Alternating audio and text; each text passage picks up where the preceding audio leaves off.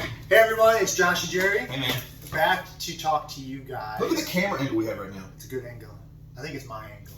Like, I think it brings out my beautiful eyes. I know it does yours. Okay. Heart disease. Heart disease is what? Leading cause? It's the leading cause of death in the United States. Yeah, that's scary, right? Especially since there's a lot of things we can do. Absolutely. So a couple of the points that we like really pointing out is blood pressure, cholesterol, diabetes, and smoking. Yeah. Right? I mean, people that still smoke, really, what are you doing? Yeah. What are you doing? Before we get into all that stuff, give me a quick synopsis of what heart disease is. Well, I mean, when you talk about heart disease, and let's for a second pretend we're not talking about blood pressure just by itself. Yeah. I'm talking about coronary plaquing for the most part. It equates to having to push blood through smaller vessels, maybe breaking off pieces of plaque that could cause a heart attack or stroke. And then back in the pressure component of it, when you have a lot of pressure, the heart muscle is working harder to pump, specifically the ventricles, and they get thicker. When they get thicker, bigger muscle sounds like a good thing. It's really not in this situation. When it gets thicker, it's harder to more efficiently pump and squeeze all the blood you need to squeeze.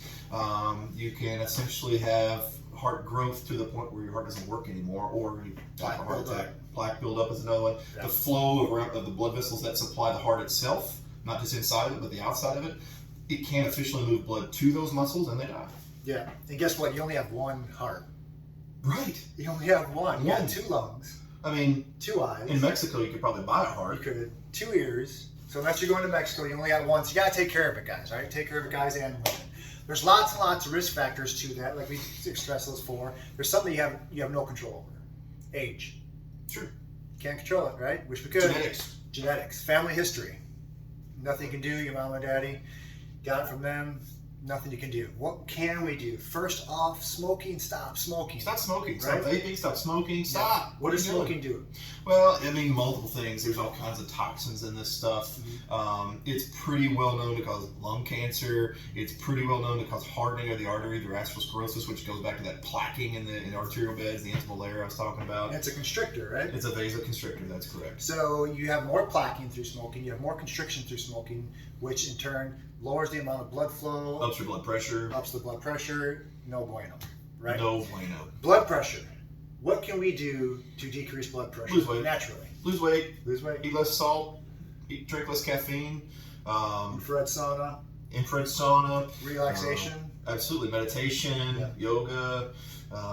Just exercise in general. Yep. Be leaner. Be stronger. Less blood pressure. So there's lots of medications out there that you can be on. We really want you to try a few things first. Number 1, we want you to lose weight, decrease your stress, and exercise, right? Exercise, well, guess what? It'll do what? It'll decrease your stress and it'll help you lose weight. So if we can start you on an exercise program, or you can get to a gym, there's a whole bunch of them out here, get to a trainer, start a small program. 15 minutes a day of walking is going to help, long-term help. It's great. Absolutely. Right? Cholesterol issues, triglycerides, LDL, HDL. Give me a quick, what are triglycerides? Triglycerides are the animal fat and carb components of our diet. They are a good marker of insulin resistance in that eventually, when you push all this sugar somewhere, triglycerides are a means of storing that into fat, essentially. It's an overflow. So there's a genetic part to it too. You could have a genetic high triglyceride situation, but when I'm talking about the average person walking the street, it's probably his diet and his exercise level affecting a negative part of triglycerides and low density lipoproteins, which is LDL. LDL, good or bad? Not good or bad. We can debate this. Yeah. Currently, we think it's bad. Okay. Specifically, the smallest of small LDL particles, the very smallest of small P particles, are supposedly the ones that contribute to the most plaque buildup in your arteries. So when you see those pictures of that plaque building up on those circular walls, and it's getting smaller and smaller and smaller, and less blood flow to the heart and brain, that's what he's kind of talking about there. Yeah. What is HDL doing, or attempting to do? Well, the way we understand the mechanism currently is that the high density particles, or the larger particles, are the ones that are responsible for going in and latching onto these small ones and yanking out of this intimal layer, or at least stabilizing them there so they don't flake off. So supposedly HDL, or high density, good. Low density, bad.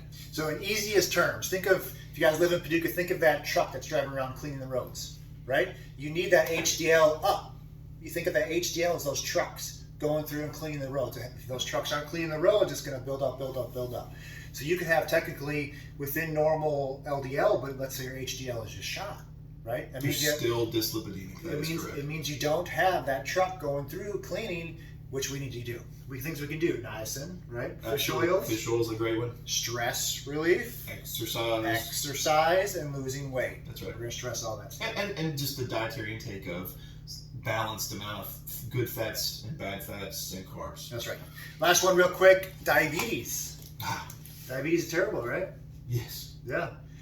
50% of diabetes patients, by the way, have low testosterone. Ah, Just little. why? Little tidbit for I you. wonder why. Because they're not active. Yeah. Because they have lower muscle mass. Yeah. Diet. So we want to talk about diet and diabetes. So if we can start changing your diet, whether it's a fasting diet, get rid of your processed foods diet, anything, we can start lowering your chance of diabetes, correct? Sure.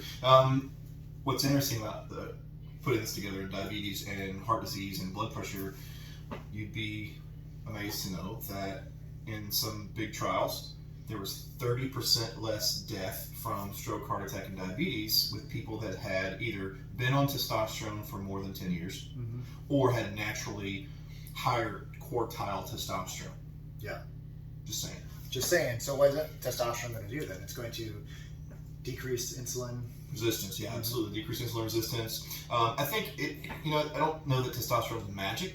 I want to say that maybe one of the components of why this happened is people on testosterone or that have high testosterone are just more active people. So this gets back to you should exercise. Yeah. So here at Revive, Optimize You, we want you exercising. We want you eating correct. If all you can do for me is stop eating processed sugars, that's almost all you need to do. Can I still think about eating them? You can think about it. You can smell them while you're eating your apple. But you see a lot of people doing these hardcore diets. I just don't think they're necessary at this time. How about we start by just eliminating negative foods? Extreme actions typically are the least adhered to. Yeah. So you may do it for a couple months and you're like, oh, I can't do this anymore. So let's make small actions. Get rid of these processed foods. Get rid of the sugar, and let's start moving forward. Yes. All right? All right. That was really quick. That's not an in-depth explanation. We just really want to kind of give you guys a real quick idea of what is causing all this heart disease in America: diabetes, blood pressure, cholesterol, smoking. Yes. You can change almost all of them by stop smoking, start exercising. Eat better. Eat better. All right? Thanks, guys. Josh, Optimize You. Jerry Smith. Yep. Talk to you guys soon. Bye.